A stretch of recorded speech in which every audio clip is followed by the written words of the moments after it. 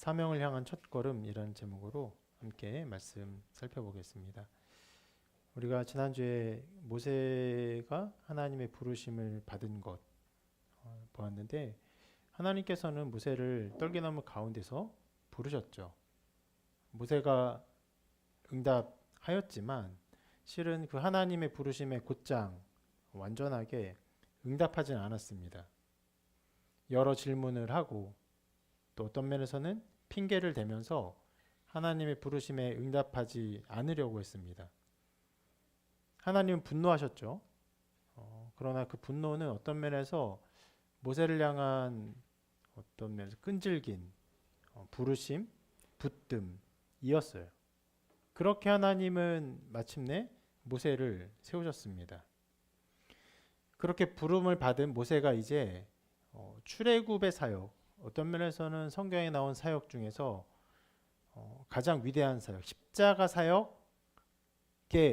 완전한 모형으로서 가장 위대한 사역이라고 할 수 있습니다. 그 사역을 하게 되는데, 그 사역을 본격적으로 하기 전에 오늘 말씀에서는 그 이전에 있었던 이 출애굽 사역과 부르심 사이에 있었던 일들을 몇 가지 기록하고 있습니다. 여기 나온 내용들은 여러분들이 어떤 면에서는 그렇게 많이 들어본 내용이 아닐 수도 있습니다. 어떻게 보면요, 이 내용이 꼭 필요한 내용인가 이런 생각도 들어요. 그리고 해석이 굉장히 어렵기도 합니다. 그렇지만 함께 이 말씀을 보면서 이 이야기 속에 담긴 모세의 믿음, 그리고 하나님의 부르심, 특히 하나님께서 모세를 부르시고 세워 가시면서 어떻게 모세를 준비시키시는가 하는 것들을 함께 살펴보고자 합니다. 오늘 말씀이 여러 가지 사건이 나오거든요. 먼저 나온 것은요, 모세가 장인에게 인사를 하고 떠나는 장면입니다. 이렇게 기록되어 있어요. 말씀 같이 읽어볼까요? 시작. 모세가 그의 장인 이드로에게로 돌아가서 그에게 이르되 내가 애굽에 있는 내 형제들에게로 돌아가서 그들이 아직 살아있는지 알아보려 하오니 나로 가게 하소서. 이드로가 모세에게 평안히 가라 하니라. 짧은 구절인데 모세의 마음에 대해서 좀 생각해 볼 부분이 있고 또 믿음에 대해서 생각해 볼 수 있는 몇 가지 내용들이 있습니다. 먼저 이 말씀 자체에서 우리가 두드러지게 보이는 것은 모세가 장인에게 예의를 갖추고 있다는 것이에요. 여러분, 이제 일어날 일은요, 모세가 막 수백만의 이스라엘 백성을 구원하는 일입니다. 그런 상황에서 장인에게 허락을 받는 일이 얼마나 중요하겠습니까? 굳이 쓸 이유가 별로 보이지도 않아요. 장인이 모세의 어떤 말에 대해서 아니 가지 마라, 그렇게 나오는 것도 이상하고, 나이가 80이거든요. 이 전체 이야기에서 어떤 면에서 그다지 중요하지 않은 굉장히 사소해 보이는 일인데 이것을 기록하고 있어요. 특히 여러분, 이 모세 오경, 모세가 기록한 것이에요. 모세가 경험하지 않았던 일들은요, 그들의 믿음의 전승, 그들이 함께 구전과 구전, 사람들이 오랫동안 살았기 때문에 구전의 이 뭐랄까 견고한 틀이 있거든요. 예, 그 구전을 통해서 그들이 알고 있던 신앙을 이제 기록한 것인데, 모세가 경험했던 일은 모세가 이렇게 느끼고 생각하고 행동했던 것들을 기록한 것이에요. 그것들 중에서 이것을 굳이 기록하고 있어요.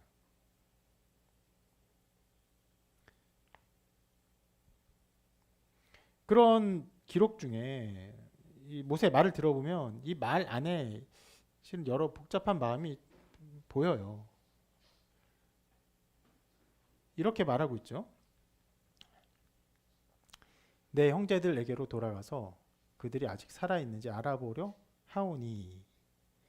자, 여기서 형제들은 뭐 아론 이런 사람 말하는 게 아닌 것으로 보여요. 이미 아론이 살아있는 건 알고 있죠. 예. 그럼 뭐 알고 있습니다. 그럼 여기서 형제들은 어떤 것을 의미할까요?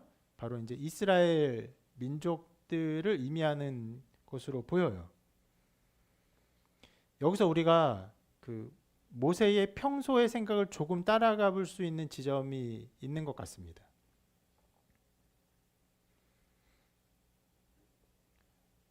모세가 어떻게 미디안에 오게 됐습니까?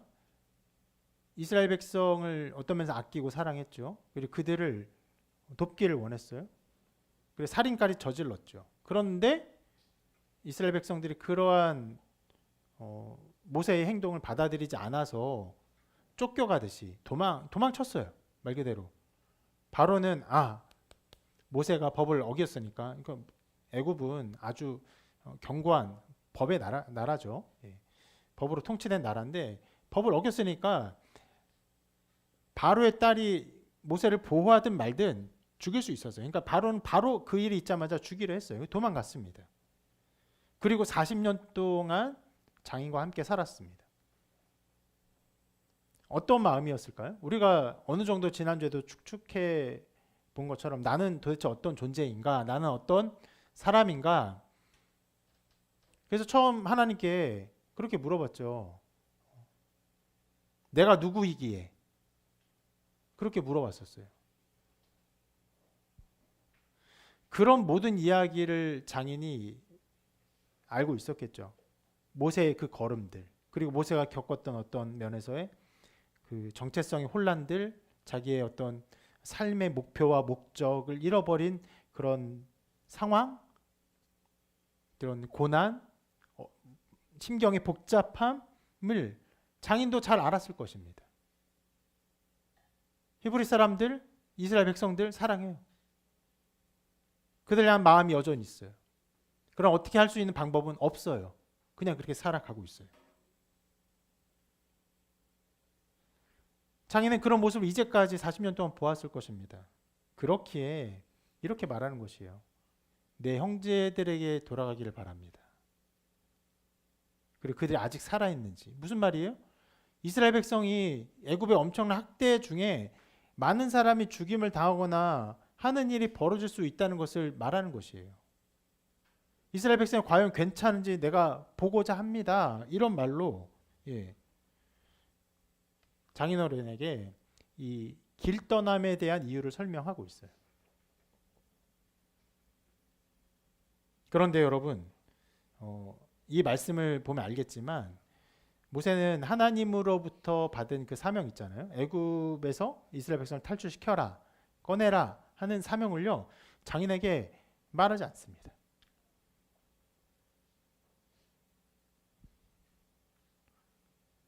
왜 그럴까요?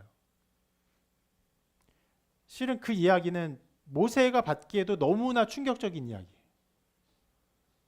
감히 자기가 그것을 감당할 수 없다고 생각하며 내가 누구이기에, 하나님이 누구이시기에 사람들이 그것을 받아들이지 않으면 어떻게 합니까? 여러 말로 말하면서 그 사명을 받아들이지 않았어요. 그렇기에 그것이 너무나 위대한 사명이기에 그 이야기를 지금 모세가 80이면 장인은 몇 살일까요?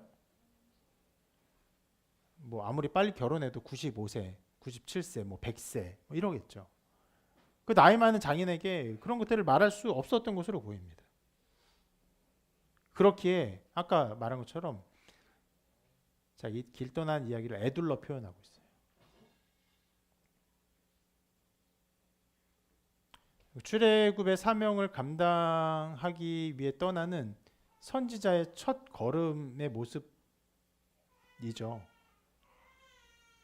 아주 인간적인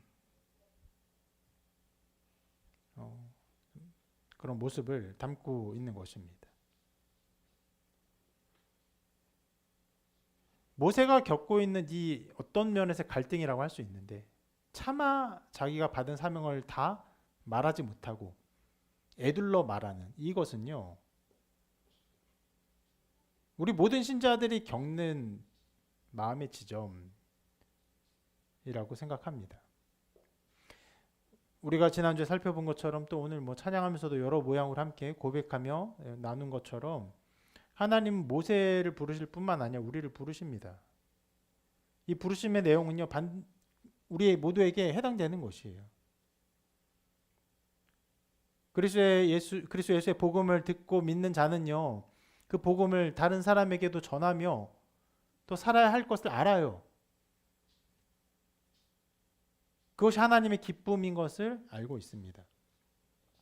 정도의 차이는 있어요. 오늘 아침에도 우리 막내가 그런 얘기를 해요. 오늘 교회 예배 끝나고 무슨 일 있어? 오늘 전도해? 뭐 이렇게 물어봐요. 우리 교회가 한 번씩 전도하는 거 알고 있으니까 뭐 그런 정도로 알고 있는 사람도 있어요. 그러나 또 어느 사람은 그런 전도의 행위에 어떤 행사가 없어도 마음속에 늘 복음 전해야 되는데, 복음 전해야 되는데, 이것을 전해야 되는데 하는 이 가볍지 않은 부르심 가운데 삽니다. 이것은 어려운 일이에요. 다른 사람이 이해하기도 어려운 일이에요. 그래서 어떻게 합니까? 가족들에게도 이 이야기를 잘 하지 못해요. 교회 가서 좋은 이야기 듣고 마음이 평안해지고, 이런저런 말을 들었는데 참 좋은 말이더라. 그렇게 할 수 있는 이야기가 아니죠. 이거는 강의가 아닙니다. 이건 세바시가 아니에요. 하나님의 선포예요. 생명에 대한 것이고 우리 구원에 대한 것이고 세상을 구원한 하나님의 계획에 대한 것이에요. 그래서 어떻게 합니까? 가족들에게 말을 아낄 수밖에 없어요.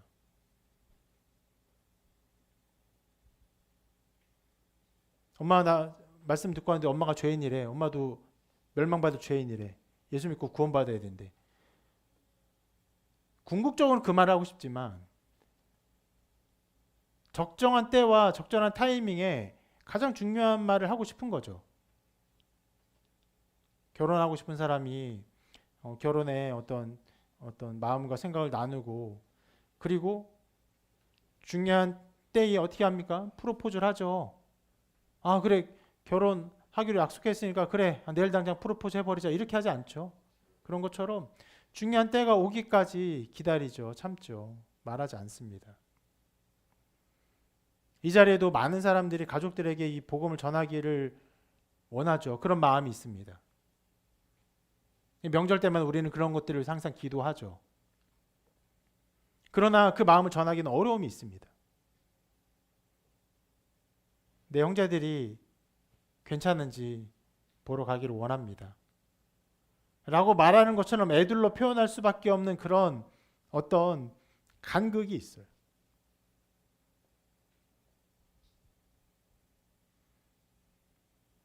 그리고 그러한 어떤 그 간극이 있지만 그럼에도 불구하고 그 부르심을 다 말하지 못하지만 마침내 떠나야 할 때가 있어요. 네, 떠나야 할 때가 있습니다. 가족을 부양하고 섬기는 일 중요한 일이죠. 모세도 이들을 섬기는 일 중요한 일입니다. 그러나 떠나야 할 때가 우리에게 언제나 있습니다. 그래서 주님은 이렇게 말씀하셨어요. 같이 읽어볼게요. 시작. 아버지나 어머니를 나보다 더 사랑하는 자는 아들이나 딸을 나보다 더 사랑하는 자도 내게 합당하지 아니하며 또 자기 십자가를 지고 나를 따르지 않는 자도 내게 합당하지 아니하리라. 이게 우리가 서 있는 자리입니다. 주님을 따르는 것은요, 아버지나 어머니를 따르는 것보다 더 우선한 일이에요. 예전에 어떤 외국인과 일하다가 대만 사람이었는데 자, 성경을 다 읽어봤지만 이해를 못하겠다. 그 사람은 굉장히 유교 정신이 이렇게 투철한 사람이에요. 효보다 신앙이 더 우선시 된다는 건 자기는 이해할 수 없다라고 말해요. 주님은 이렇게 부르십니다. 하나님 언제나 그의 모든 사람을요 떠나게 하세요. 아브라함부터 그렇게 부르셨어. 내 친척 아비 집을 떠나라.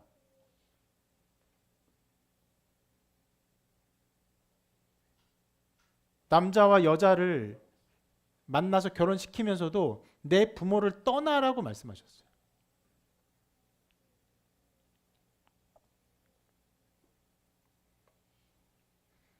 여기가 우리가 서 있는 자리입니다.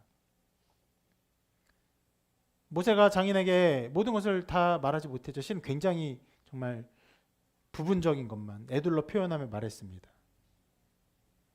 그 표현에 가족을 향한 사랑이 있지만 결국 모세가 무엇을 하는 것입니까? 하나님의 부르심에 따라 떠나는 것이.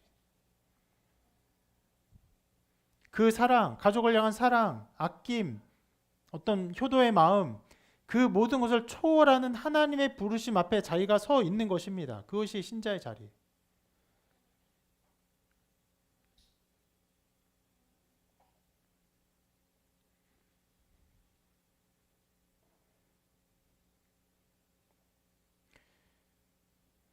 그러한 어떤 장인과의 이야기, 고백, 또 대화, 짧은 짧게 나와 있지만 그것이 모세에게도 어떤 면에서 중요하기 때문에 모세의 것을 일부러 담고 있는 것이죠.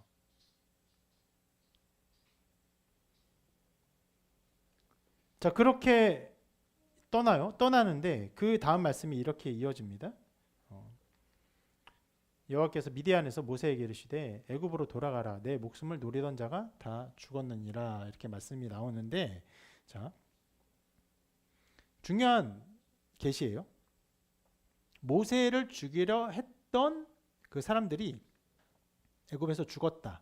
그러니까 가라. 어떤 면에서 안전을 보장해주는 그의 사명의 길을 이렇게 세심하게 인도한 하나님의 말씀인데, 자, 이 말씀이 언제 주어졌냐면 한번 말씀 보면 이렇게 나와 있습니다. 18절과 20절 사이에 있어요. 지금 18절 아까 읽은 말씀인데 모세가 장인 이드로에게 허락을 받죠. 나로 가게 하소서. 그러니까 장인이 허락합니다. 평안히 가라 했어요. 그 다음 20절을 보면요. 그렇게 허락을 받고 모세가 그의 아내와 아들들을 나귀에 태우고 애굽으로 돌아가는데 하면 그냥 이야기가 아주 자연스럽게 이어져요. 그런데 그 중간에 갑자기 하나님께서 어떤 말씀을 하신 것을 그 사이에 굳이 끼워놓고 있어요. 왜 그럴까요? 예, 정확히 그때 하나님께서 그 말씀을 주셨기 때문에 그래요.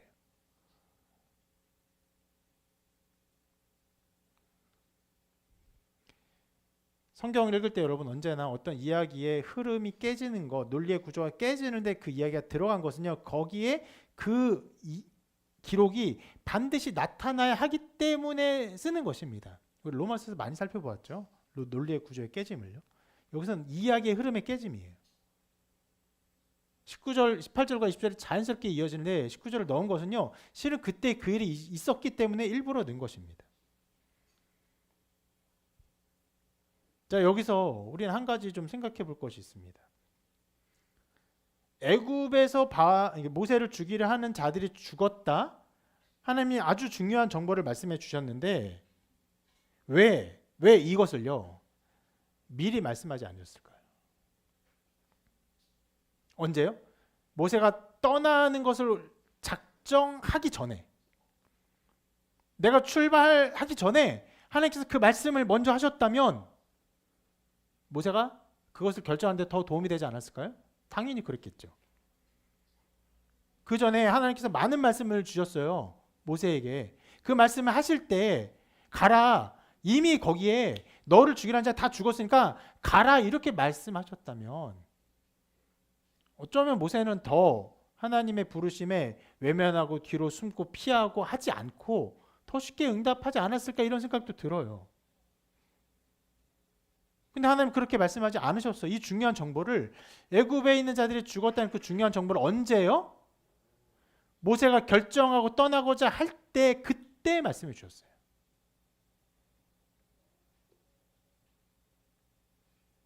그럼 여러분 하나님이 그렇게 인도하시는 것, 어떤 일을 주세요.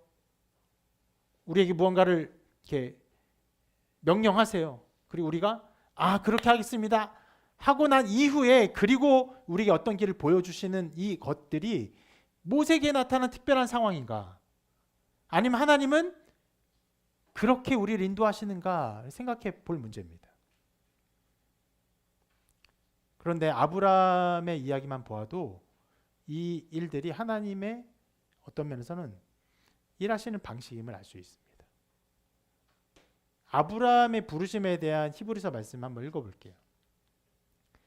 같이 있습니다. 시작. 믿음으로 아브라함은 부르심을 받았을 때에 순종하여 장래의 유업으로 받을 땅에 나아갈새 갈 바를 알지 못하고 나아갔으며. 하나님은 말씀하셨어요. 내가 내게 보여줄 땅으로 가라. 어떤 땅이요? 보여줄 땅. 보여준 땅이 아니에요. 어떻게 갔습니까? 어딘지 알지 못하고 가요. 가라는 명령 주어졌습니까? 주어졌어요. 어디? 안 알려줬어요. 하나님이 이렇게 일하세요. 명령을 주세요. 나아갑니다. 어떻게 될지 몰라요. 그리고 나아가면 그때서야 하나님께서 그 길을 보여주세요. 모세의 경우는 조금은 다르긴 해요. 어떤 면에서 모세는요, 갈 땅은 선명하게 알려줬어요. 히위 족속, 여부스 족속, 아모리 족속, 그들의 땅을 정확히 지칭하셨어요. 그런데 그것은 지칭하셨지만, 어떤 면에서 모세에게 중요한 정보인 애굽의 그 사람들, 모세를 죽이려 했던 그 사람을 죽였다는 것은 말씀해주지 않으십니다. 그래서 결정하자, 떠나기를 결정하자 그 길을 보여주십니다. 자, 이런 양상들, 아브라함의 일과 모세의 일 두 가지를 보았지만 실은 더 많은 것을 볼 수 있지만 여기까지 봅니다. 이것들을 보면요, 하나님께서 그의 백성을 부르시는 장소가 어디인지를 알 수 있습니다. 그 장소는요, 실은 가나안 땅도 아니에요. 아브라함이 가나안 땅을 가게 하셨고, 또 모세는 지금 애굽으로 가게 하셨는데 가나안 땅도 아니고 애굽 땅도 아닙니다. 하나님 부르신 장소 어디입니까? 믿음으로 부르세요.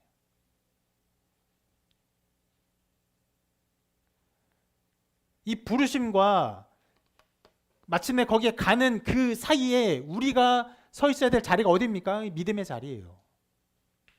모든 것을 알고 확신하고 아니요. 몰라요. 알지 못해요.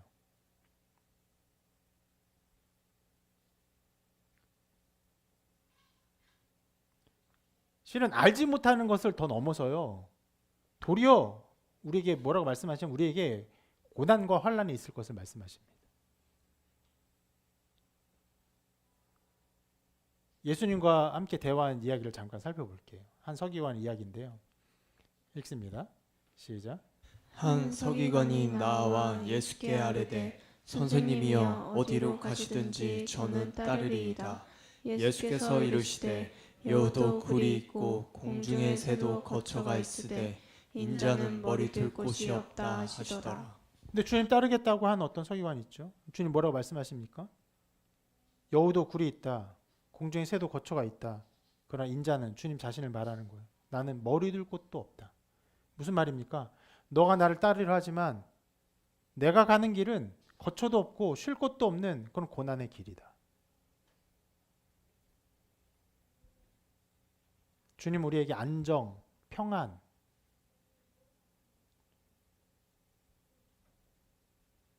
혹은 편안함 이런 것들을 말씀하지 않으십니다. 도리어 어려움 말씀하세요. 환난을 말씀하세요. 가라고 말씀하시지만 그 길은 안전할 것이야 이렇게 말씀하지 않으십니다. 환난이 있을 것을 말씀하세요. 그리고 뭐라고 말씀하십니까? 환난이 있을지라도 하나님께 함께 하실 것을 믿고 나아가는 것, 이것이 우리가 서 있어야 할 자리라고 말씀하십니다. 여러분, 이것은요, 이것을 앞으로 살아가는 것에 대한 것은요, 우리 모든 인간이 서 있는 자리예요. 앞으로 미래를 어떻게 살고 무엇을 바라보며 살아가는지는 여러분 모두가 서 있는 자리입니다.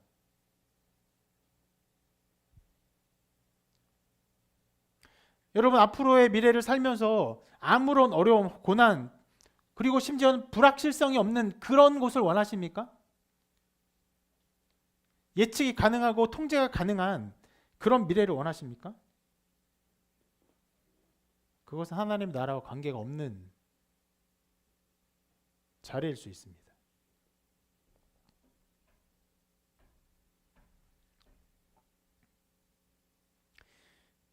내 뜻대로 만들어지고 내 뜻대로 이루어지는 곳에서 그러한 미래 속에서 하나님이 나를 도와주시기만 했으면 좋겠다.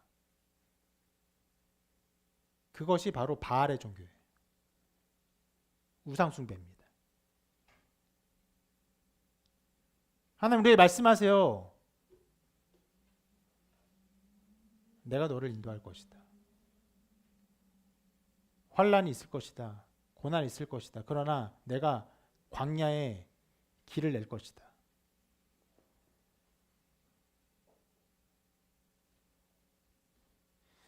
인류가 시작된 이래로 모든 사람은요, 두 가지 길에 서 있습니다. 내 삶을 내가 통제하고 그리고 내가 알지 못하는 어떤 면에 있어서는 신의 도움을 바라는 사람들이 있어요. 이것은요, 인류가 시작된 이래로 수많은 사람들, 수많은 우상 숭배했던 사람들이 걸어왔던 길입니다. 지금도 그런 길을 많은 사람이 걷고 있어요. 내 삶을 내가 개척합니다. 내 노력으로 그것을 만들어요. 정해진 미래, 그리고 확정된 미래, 안정된 미래를 꿈꿉니다. 그리고 무엇을 바랍니까? 어떤 도움들. 왜요? 인간은 연약하기 때문에 모든 것을 통제할 수 없습니다. 모든 것을 다 확정할 수 없어요. 그 안에서 어떤 도움을 바랍니다.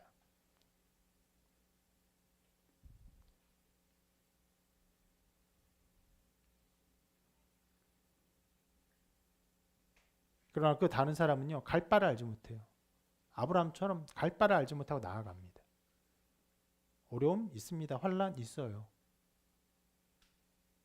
그러나 그 길에 하나님의 뜻이 있음을 알고 순종하며 나아가는 것입니다. 내 삶을 통제하는 삶은요, 멸망으로 인도하는 문이에요.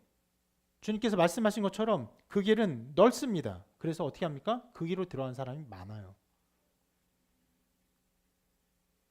하나님이 주인 되시는 삶, 예수 그리스도가 나의 주 되시는 삶은요, 생명으로 인도하는 문이어서요, 좁아요. 협착합니다. 찾는 자가 적습니다.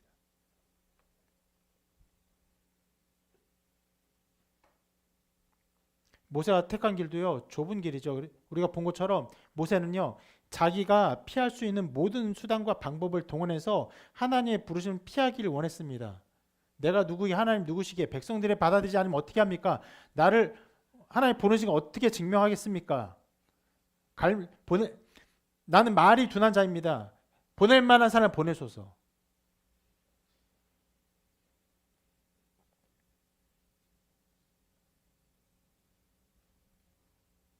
그러나 결국 하나님의 부르심에 따라가죠. 그리고 모세의 장인에게 말합니다. 내가 떠나려 합니다.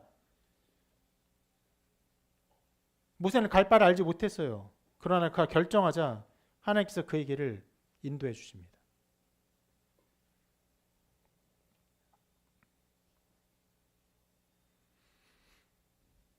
그러한 이제 애굽으로 가라, 너를 죽이려 한 자들이 죽었다라는 말씀을 듣고 애굽이 출발을 하게 돼요. 이제 비로소 그 모습을 이렇게 기록하고 있습니다. 이 말씀 같이 한번 읽어볼게요. 시작. 모세가 그의 아내와 아들들을 나귀에 태우고 애굽으로 돌아가는데 모세가 하나님의 지팡이를 손에 잡았더라. 어떤 면에서 너무 당연한 이야기가 먼저 기록되어 있습니다. 아내와 아들들을 나귀에 태우고, 먼 길이니까 나귀에 태워야 해야겠죠.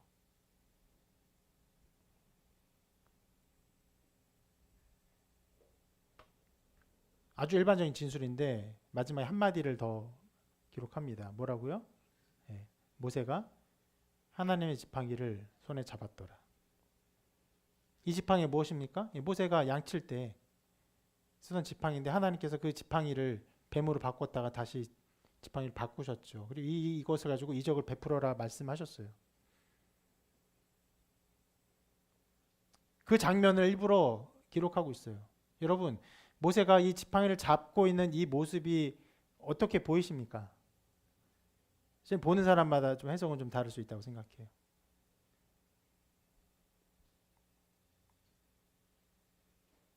어떤 사람은 그렇게 해석할 수 있어요. 이 하나님의 지팡이야. 이 기적이 일어날 거야. 이것으로 나는 하나님의 어떤 일을 할 거야라고 하면서 그것을 굳게 붙드는 어떤 확신, 담대함 이렇게 볼 수도 있을 텐데 저는 도리어 그 반대로 보입니다. 자기로서는 할 수 없어요. 자기로서는 아무것도 이룰 수 없어요. 자기는 능력이 없어요. 늙었어요. 이스라엘 백성한테 버림받은 사람이. 그가 의지할 것은 단 하나예요. 무엇이야? 하나님이 함께 하시는 것. 이 지팡이를 통해 일하실 하나님만을 의지하는 연약함이 여기에 담겨 있다고 생각합니다.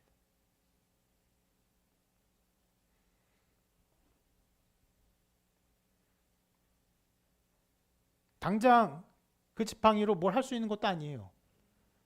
하나님께서 약속하신 때가 되어야 그 지팡이는 힘을 발휘할 것이에요. 그러나 그가 할 수 있는, 이 출발하면서 할 수 있는 유일한 것이 무엇입니까? 하나님의 지팡이를 손에 잡는 것, 의지하는 것. 하나님만 의지합니다.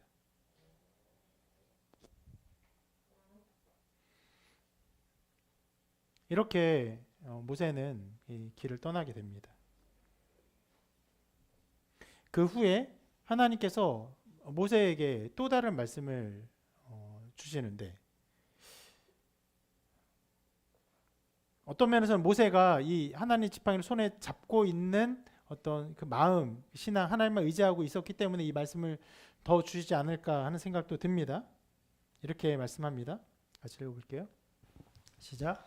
내가 애굽으로 돌아가거든 내가 내 손에 준 이적을 바로 앞에서 다 행하라. 그러나 내가 그의 마음을 완악하게 한즉 그가 백성을 보내주지 아니하리니. 하나님께서 앞으로의 일들을 조금 더 구체적으로 드러내심을 알 수 있습니다. 이제 길을 떠나고 출발하고 본격적인 일이 시작되자 그 상황들을 알려주시는 거예요. 그래서 써 있는 것처럼 내가 내 손에 준 이적을 바로 앞에서 다 행하라. 이게 지팡이를 가지고 베푼 이적이겠죠? 그런데 실상 하나님은 더 많은 이적을 나중에 주십니다. 우리가 이제 계속 보겠지만 이 지팡이를 가지고 이적을 베푼 것만으로는 전혀 되지 않아요. 전혀 되지 않아요. 더 많은 말 그대로 10가지 재앙이 따로 필요합니다. 그런데 말씀의 핵심이 무엇입니까? 보내주지 않는다는 거예요. 바로가 이적을 행해도 안 보내줄 것이다. 근데 여기 이해하기 어려운 하나님의 말씀이 나오죠. 이렇게 말씀한 것. 그러나 내가 그의 마음을 완악하게 한즉 그가 백성을 보내주지 아니하리니. 하나님께서 바로의 마음을 완악하게 하신다. 그러니까 잘못 생각하면 이런 것이에요. 바로가 착한 마음을 가지고 있는데 하나님이 바로의 마음을 완악하게 나쁘게 이렇게 만들었다. 아니요. 그것이 아닙니다. 도리어 써 있죠. 바로가 가지고 있는 완악한 마음을 하나님이 내버려 두시는 거예요.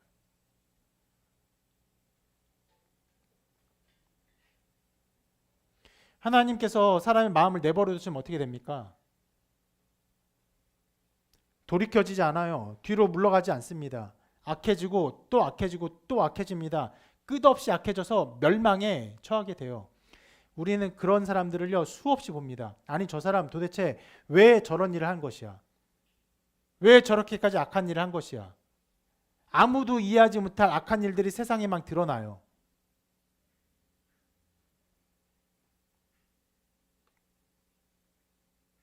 어떻게 됩니까? 인간 이하의 사람이 돼요. 아무리 똑똑하고 아무리 돈이 많고 아무리 권력이 많은 사람도 소용이 없어요. 끝없이 약해집니다. 하나님 왜 그를 그렇게 완악하게 내버려 두십니까? 그 완악함을 통해서 하나님이 나타낼 뜻이 있었기 때문에 그래요.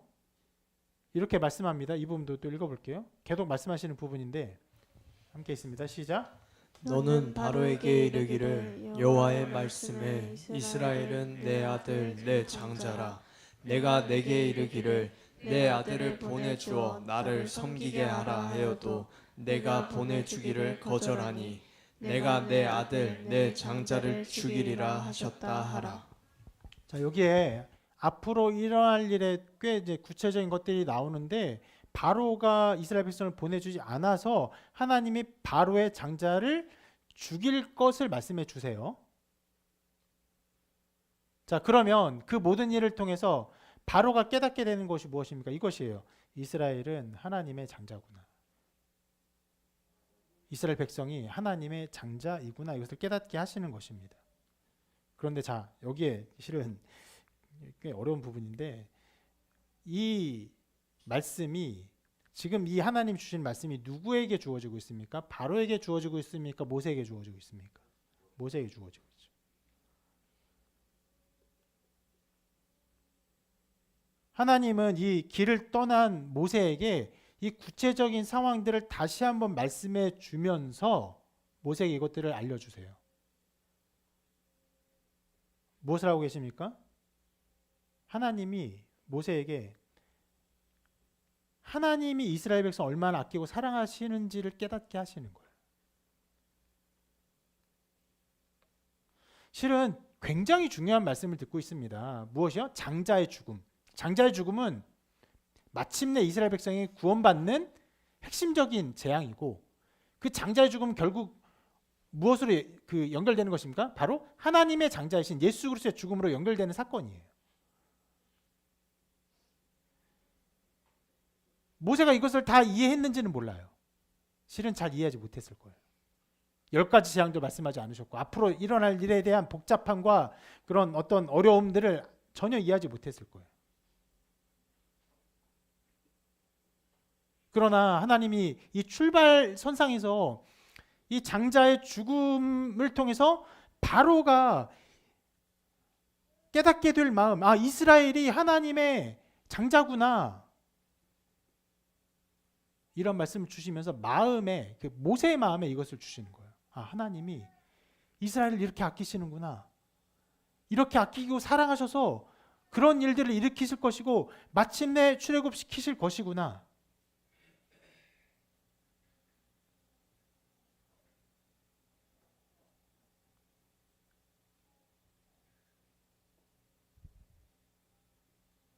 하나님이 이스라엘 백성 사랑하셔서 모세를 부르셨습니다.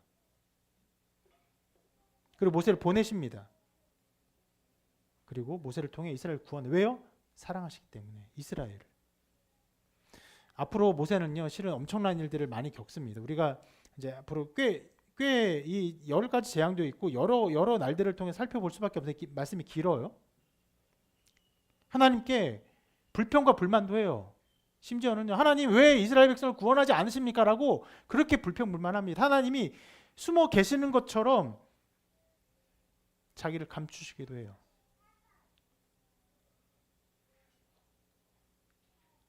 그러나 그 모든 일이 시작되기 전에, 모든 일이 나타나기 전에 이 출발선상에서 하나님 무엇을 보여주십니까? 내가 이스라엘을 사랑한다.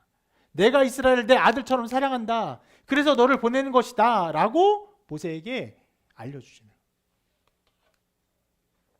그리고 그 사랑에 의지하여, 그 사랑을 이해하고, 이 출발선상에서 그 사랑을 의지하고 하나님의 사명을 감당하게 하시는 것입니다. 여러분, 이 양상, 하나님께서 믿음의 길을 걸어가는 모세에게 하나님의 사랑을 깨닫게 하시고 알게 하시고 보여주시고, 그 사랑에 의지해서 가는데 여러 가지 어려움과 환난과 고통의 시간을 겪고 하나님께 어떤 면에서 원망도 하고, 그러나 마침내 하나님의 일들을 보게 되는 이 모든 것들이 우리의 삶에 그대로 나타나는 것입니다.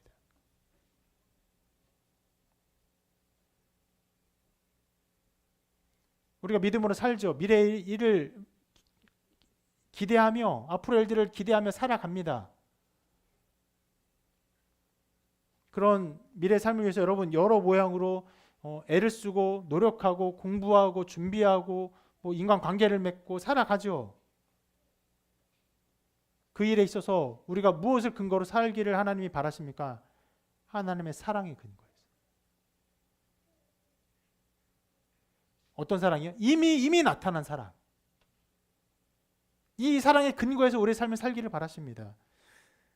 하나님의 사랑이 우리에게 어떻게 주어졌는지 몇 가지 말씀을 통해 보도록 하겠습니다. 같이 있습니다. 시작. 이미 세상을 이처럼 사랑하사 독생자를 주셨으니 이는 그를 믿는 자마다 멸망하지 않고 영생을 얻게 하려 하심이라. 독생자를 주셨어요. 이미 주셨습니다. 하나님의 사랑이 나타났어요. 그 사랑으로 우리에게 구원을 주십니다. 또 계속 말씀합니다. 읽어볼게요. 시작. 우리가 아직 죄인 되었을 때 그리스도께서 우리를 위하여 죽으심으로 하나님께서 우리에 대한 자기의 사랑을 확증하셨느니라. 우리가 죄인 되었을 때, 믿기도 전에, 우리가 하나님의 원수 되었을 때 하나님께서 우리를 향한 사랑을 확증하셨다라고 말해요. 또 읽어볼게요. 시작. 사랑은 여기 있으니 우리가 하나님을 사랑한 것이 아니요 하나님이 우리를 사랑하사 우리 죄를 속하기 위하여 화목제물로 그 아들을 보내셨습니다. 네. 우리를 사랑하셔서, 하나님이 우리를 사랑하셨어요. 어디에 나타났습니까? 예수 그리스도의 십자가 화목제물에 나타났어요. 이렇게 여러분 하나님의 사랑 우리에 선포되었습니다. 심지어 여러분 이 말씀들은요 다 어떤 면에선 예수님이 살아계실 때 혹은 예수님이 죽고 부활하시고 얼마 되지 않은 때에 이 모든 말씀을 준 것이에요. 지금은 심지어 2000년이 지났습니다. 십자가의 모든 일들은 이미 다 이루어졌어요. 그 옛날에도 실은 이것을 현재적으로 말할 수 있는 순간에도 계속 뭐라고 말합니까? 우리가 아직 죄인 되었을 때, 우리가 원수 되었을 때 하나님 우리를 사랑하셨다. 하나님 우리를 먼저 사랑하셨다. 이 하나님의 완전한 사랑을 말해요. 그 안에서 살라라고 말합니다. 여러분, 이것이 우리의 삶이에요. 무엇입니까? 우리에게 나타난 사랑, 우리에게 나타난 하나님의 사랑, 그 안에서 살아라. 너희는 버림받은 존재가 아니다. 너희를 위해서 내가 내 아들을 주었다.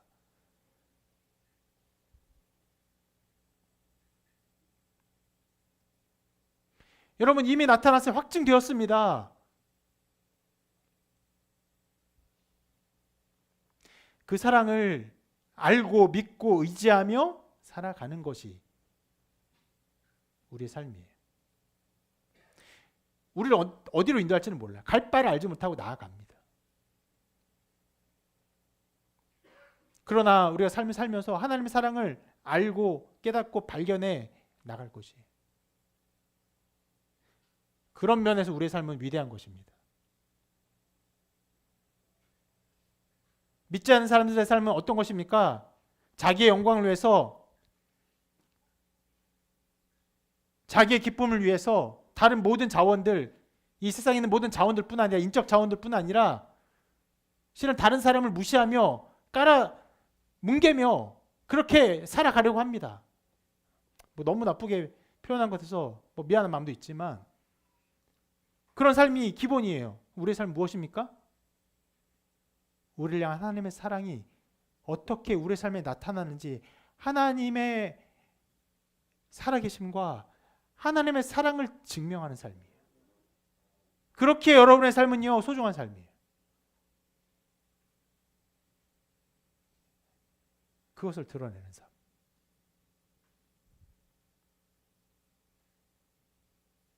그렇기에 믿는 사람과 믿지 않는 삶의 가치는요 다릅니다. 그리고 하나님은 반드시 그것을 심판하십니다. 믿지 않는 사람의 삶은 뭐라고 말합니까? 멸망이에요. 멸망이에요. 누가 말씀하세요? 하나님 말씀하세요. 제가 소근소근 여러분 멸망 당할 때 소근소근 말해도 하나님은 무서운 심판으로 멸망시키십니다. 믿는 자의 삶은 무엇입니까? 생명이에요. 왜요? 하나님의 영광과 아름다움 드러내는 삶이기 때문에 그렇습니다. 영원토록.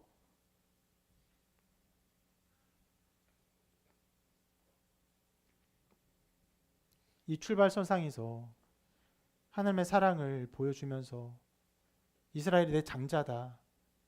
그리고 그 장자를 내가 구원하기 위해서 장자를 죽일 것이다. 이 모든 말씀을 주신 이 하나님의 말씀을 기억하십시오. 모세가 그 말씀을 듣고 그 하나님 말씀을 듣고 이 걸음을 걷게 하신 것입니다. 그리고 그 다음 이야기는요, 실은 오늘 말씀 전체에서 가장 이해하기 어려운 말씀이고 성경에 기록된 여러 사건들 중에서도 가장 이해하기 어려운 내용이기도 합니다. 먼저 내용을 같이 한번 읽어볼게요. 시작. 모세가 길을 가다가 숙소에 있을 때 여호와께서 그를 만나사 그를 죽이려 하신지라. 십보라가 돌칼을 가져다가 그의 아들의 포피를 베어 그의 발에 갖다 대며 이르되 당신은 참으로 내게 피 남편이로다 하니 여호와께서 그를 놓아 주시니라. 그때 십보라가 피 남편이라 함은 할례 때문이었더라. 굉장히 많은 사람을 당황하게 한 내용입니다. 따져보면요, 의문점들이 너무너무 많아요. 그래서 완전하게 통일 해석이 있느냐 그렇게 말할 수도 없습니다.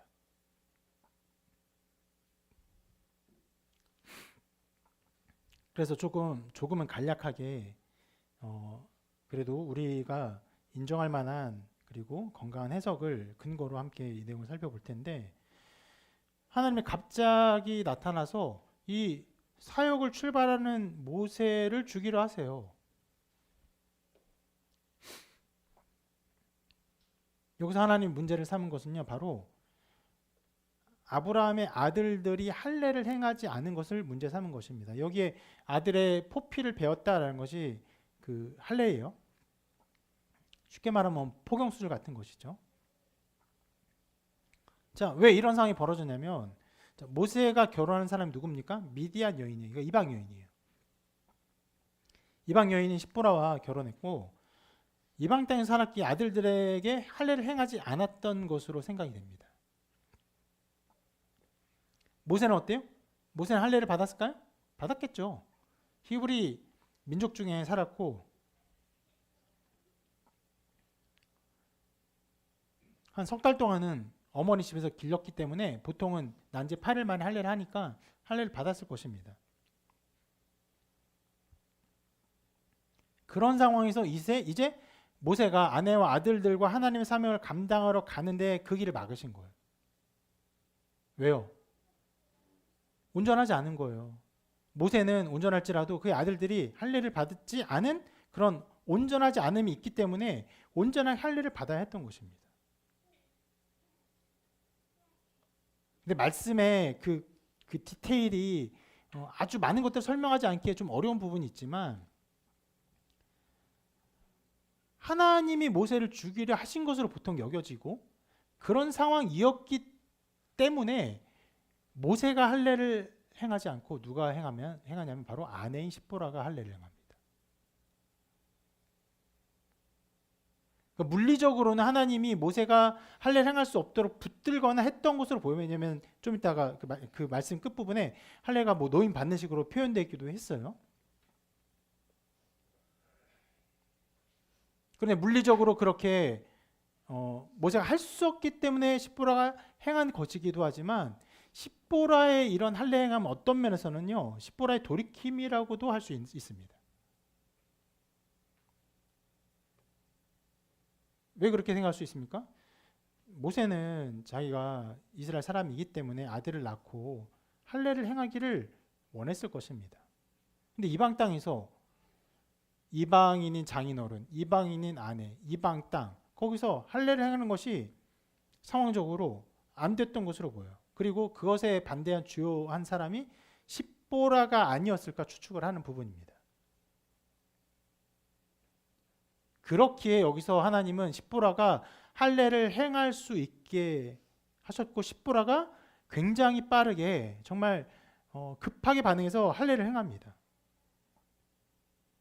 그렇게 하나님은 십보라로 통하여서 자기의 태도를 돌이키고 하나님 심판 앞에서 할례를 행하며 온전한 이스라엘 백성으로 준비되게 하고 있는 것이. 지금 하나님은요, 여러 모양으로 모세를 준비시키세요. 처음에는 가라, 그곳에 있는 너를 죽이라는 사람이 죽었다라는 정보를 알려주시고, 그 다음에는 가라, 그리고 이걸 행하라, 놓아주지 않을 거야. 그러나 내가 장자를 쳐서 칠 것이야라고 하면서 그의 사명을 알려주시면서 하나님의 마음을 알려주세요. 그리고 여기서는 무엇을 이렇게 준비시키십니까? 그들의 온전함. 모든 이스라엘 백성을 구원하는 모세의 가족으로서 그들의 온전함을 여기서 준비시켜 주시는 것입니다.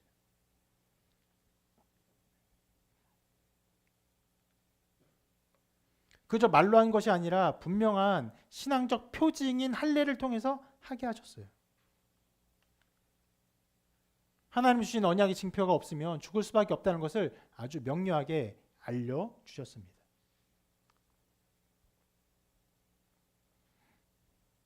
특히 누구의 신앙 고백이 드러나게 했습니까? 바로 십보라. 피남편이라는 아주 좀 해석하기 어려운 이런 해석으로 보면 조금 그나마 이해가 되는 게 피로 맺어진 남편이다라는 고백이에요.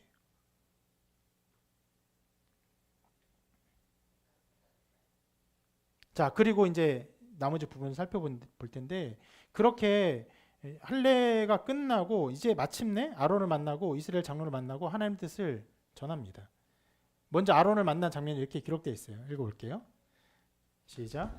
여호와께서 아론에게 이르시되 광야에 가서 모세를 맞으라 하시매 그가 가서 하나님의 산에서 모세를 만나 그에게 입맞추니. 여기서 하나님은 이번에 무엇을 준비시켜 주십니까? 바로 아론을 준비해 주세요.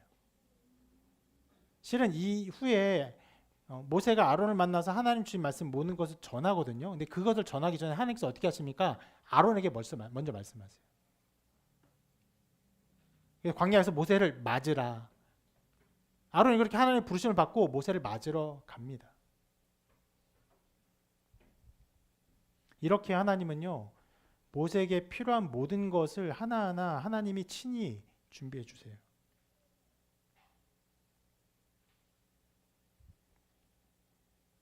그리고 그렇게 아론과 만났고 아론에게 자기의 모든 사명을 말하고 그리고 마지막으로 나머지 기록들을 우리에게 보여주고 있습니다. 같이 한번 읽어볼게요. 시작. 모세와 아론이 가서 이스라엘 자손의 모든 장로를 모으고 아론이 여호와께서 모세에게 이르신 모든 말씀을 전하고 그 백성 앞에서 이적을 행하니 백성이 믿으며 여호와께서 이스라엘 자손을 찾으시고 그들의 고난을 살피셨다 함을 듣고 머리 숙여 경배하였더라. 자, 이것은 우리가 이렇게 일어날 일이라고 예상했던 부분들에 대한 어떤 면에서는 간략한 서술이라고 할 수 있습니다. 그런데 이 내용은 생각해 보면요, 앞에 나온 내용들보다도 더 중요해 보이는 내용이에요. 아브라함을 이스라엘 백성에 보내시고 지금 보내서 어떻게 합니까 하니까 이적을 주셨잖아요. 그럼 이적을 보여주면 믿을 것이다 하니까 가서 이적을 보이고 이스라엘 백성이 마침내 모세를 지도자로 받아들인 어떤 일들이 나타났는데 그것은 어떤 면에서는 그냥 간략하게 서술합니다. 아주 그냥 당연한 일이 일어난 것처럼 기록하고 있어요.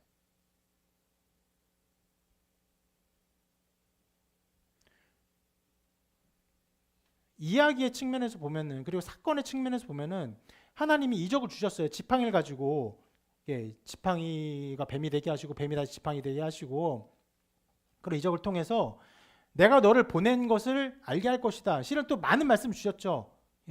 나는 스스로 있는 자니라. 스러운 자가 이렇게 너를 보냈다 말하라. 이렇게 여러 말을 주셨어요. 그러면 그 모든 이야기를 통해서 믿지 못했던 이스라엘 백성이 과연 모세의 어떤 말을 어떻게 믿었고 이적을 어떻게 했으면 그것을 가지고 얼마나 놀랬고 어떻게 하나님의 부르심을 확신했고 이런 것들을 세세하게 기록할 수 있는데 아무것도 기록하지 않다시피 하고 있어요. 정말 최대한 간략하게 요점만 정리하다시피 정리하고 있는 것을 볼 수 있습니다.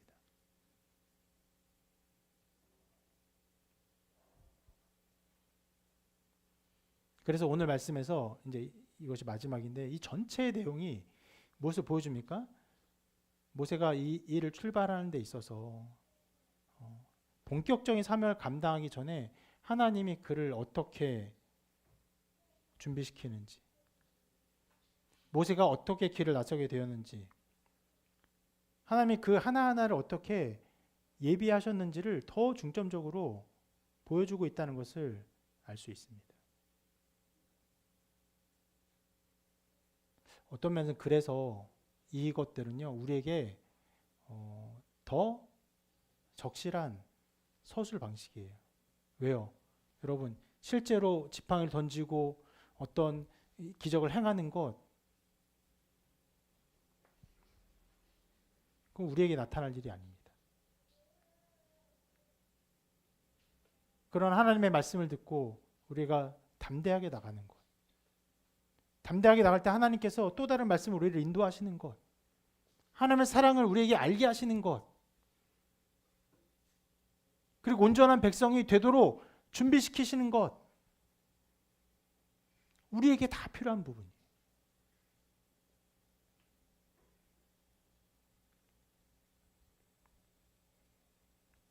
신비롭게도 하나님은 그렇게 모세를 통해 이 모세오경을 기록하게 하셨고, 모세의 마음을 감동하사 처음에 제가 말씀드린 것처럼 어떤 면에서는 이 내용들이 왜 기록되어 있지? 불필요해 보이는데 그다지 앞으로 사역에 있어서 꼭 볼 내용이 아닌 것 같은데 하는 내용들을 우리에게 보여주셨습니다.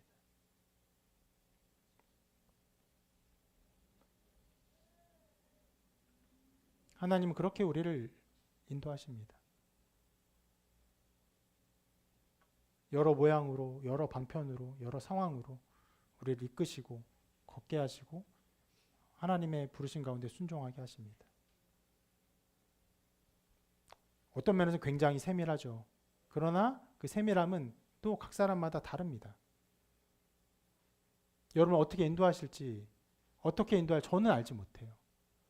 때로 저한테 물어보죠. 목사님 어떻게 목사님 되었습니까? 원래 저는 이제 다 아는 것처럼 컴퓨터 프로그래밍 전공하고 게임 회사에 일하면서 한 10년 동안 게임 만들었어요. 좋은 회사에 잘 다니고 있었습니다. 평안했냐고요? 굉장히 평안했어요. 왜 그렇게 됐습니까? 할 때 여러 가지 것들을 말해요.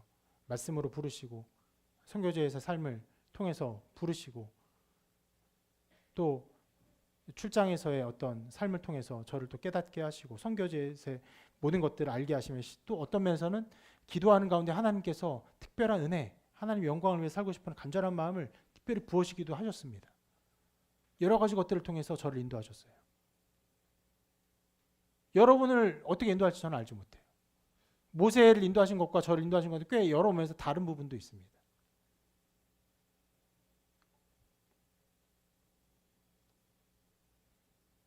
그러나 여러분, 믿음의 길을 걷고자 할 때 하나님이 그렇게 반드시 인도하십니다. 여러 상황으로, 여러 일들로.